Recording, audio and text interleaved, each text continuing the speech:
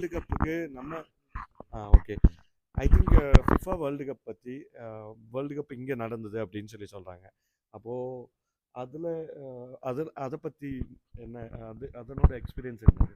FIFA futsal world cup நம்ம இங்கே Uzbekistan host பண்ணப்போ நம்ம வாலண்டியர்ஸ், அதாவது அவங்களுக்கு வந்து இன்டர்நேஷ்னல் ஸ்டூடெண்ட்ஸ் வந்து இங்கிலீஷ் பேசுகிறவங்க வந்து நிறைய பேர் வேணும். அப்போது அதனால் வந்து ஒரு வெப்சைட் மாதிரி அவங்க க்ரியேட் பண்ணி வச்சுருந்தாங்க. அதில் வந்து நம்ம இன்டர்நேஷ்னல் ஸ்டூடெண்ட்ஸ், நம்ம இந்தியன் ஸ்டூடெண்ட்ஸ் வந்து நிறைய பேர் வந்து அதில் அப்ளை பண்ணி, அப்போது அதுக்கு வந்து ஒரு வாலண்டியரான ஒரு எக்ஸ்பீரியன்ஸ் வந்து நம்ம ஸ்டூடெண்ட்ஸ் நிறைய பேருக்கு. ஃபிஃபா வேர்ல்டு கப்புக்கு அப்போ இந்தியன் ஸ்டூடெண்ட்ஸ் இங்கே வாலண்டியர்ஸ். மற்றபடி ஸ்போர்ட்ஸ் ஆக்டிவிட்டீஸில் உஸ்பெகிஸ்தான் எப்படி இருக்குது? ஸ்போர்ட்ஸு மற்ற கல்ச்சுரல்ஸு அதை பற்றி கொஞ்சம் சொல்லுங்கள் கேம்பஸில். உஸ்பெகிஸ்தான் வந்து ஸ்போர்ட்ஸ்க்கு லைக் எல்லா ஸ்போர்ட்ஸ்லேயும் வந்து நல்லா ஒரு பெர்ஃபார்ம் பண்ணுற ஒரு கண்ட்ரி. இந்த யூனிவர்சிட்டியில் பர்டிகுலர் பார்த்தா எல்லா இயரும் வந்து டோர்னமெண்ட்ஸ் மாதிரி வைப்பாங்க. அதாவது தலபுலார் லீக் அப்படின்னா ஸ்டூடெண்ட்ஸ் லீக். அதுக்கு வந்து உள்ள ப்ரைஸ் மணிஸ் இருக்குது. இது மாதிரி இந்த யூனிவர்சிட்டியில் உள்ள எல்லா ஸ்டூடெண்ட்ஸும் வந்து பார்ட்டிசிபேட் பண்ணி football, handball, basketball, volleyball, badminton எல்லா கேம்ஸும் வந்து ஹோஸ்ட் பண்ணுவாங்க. அதுக்கேற்ற ப்ரைஸ் மணி வந்து பெரிய ப்ரைஸ் மணிஸ் உண்டாகும் லாஸ்ட்.